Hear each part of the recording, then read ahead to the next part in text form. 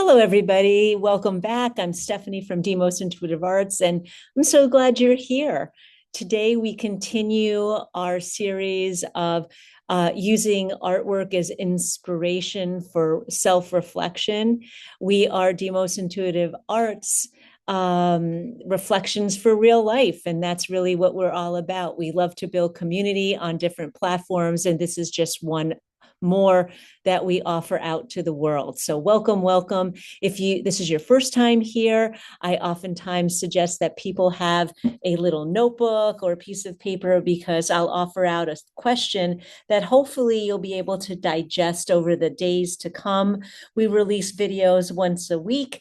And if you accumulate these questions and digest your own personal reflection, what you'll end up with is a beautiful little book full of your thoughts, ideas, and hopes and dreams to create the life that best suits you, which is really what we're all about. So welcome once again. Today we're going to be using a piece of artwork that's by a gentleman named Edward Hopper.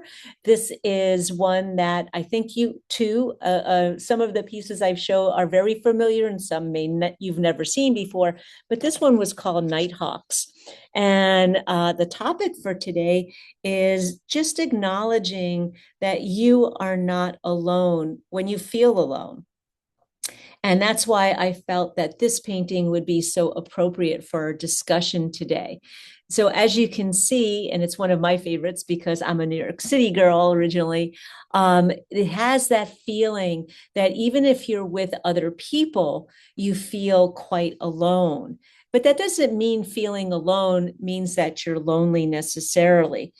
So in this particular painting that Hopper did in the 1950s, you see a small group of people sitting in a diner late at night. And I just love the low light. It doesn't feel ominous, but it adds to that feeling of being isolated, especially in a big city. It's a very, very interesting kind of tension that he creates.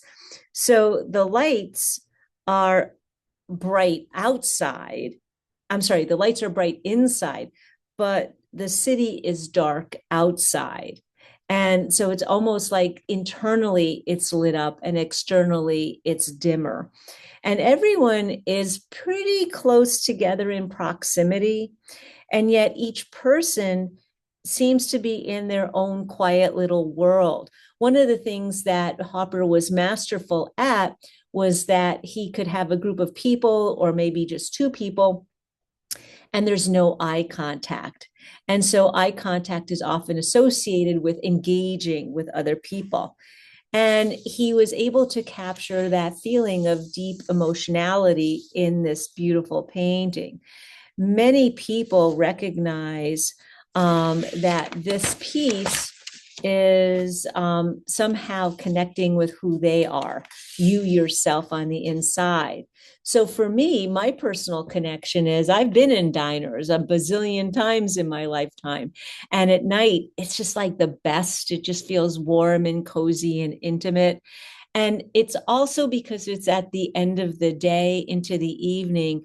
It's when the busiest time of my life tends to settle a bit, although I still feel very connected to what things are going on outside.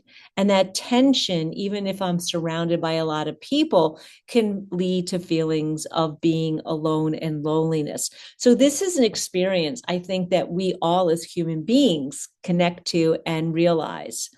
So what I'd like to offer you out for today to reflect upon is that loneliness isn't necessarily a weakness. When we're lonely or alone, it's a human experience. So just by that, it's shared and we are never really alone. And it could also be a signal. It could be a connection reminder. You know, if you're feeling too alone, maybe reach out to somebody, maybe go outside where you'll see other people, and just a simple hello as you pass them oftentimes can easily lift our spirits.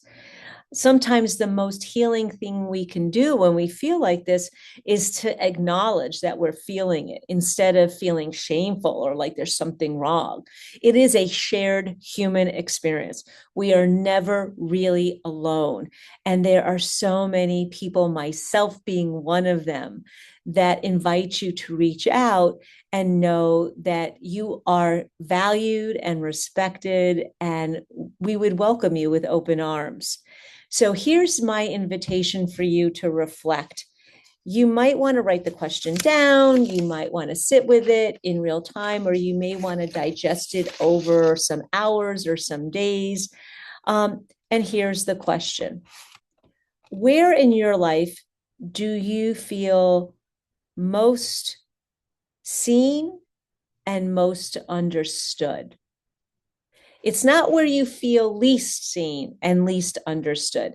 I'd like you to think about that question flipped a little bit, because if you can identify those places and spaces where you feel actually seen and understood just for the simplicity of who you really are, those are the things that you should write down.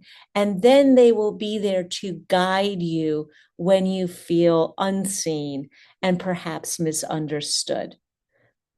So please enjoy pondering that question, digesting it. Feel free to offer your thoughts in the comments or reach out to us by going to our website. You can find all our contact information there.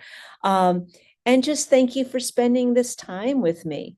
If this reflection or any of the reflections spoke to you in some small way or some big way, you can find more reflections, workshop offerings, and retreats at our website, demosintuitivearts.com. And also know from my heart to yours, I'm sending you so much love. I'm also sending you just the biggest hugs you can possibly breathe through.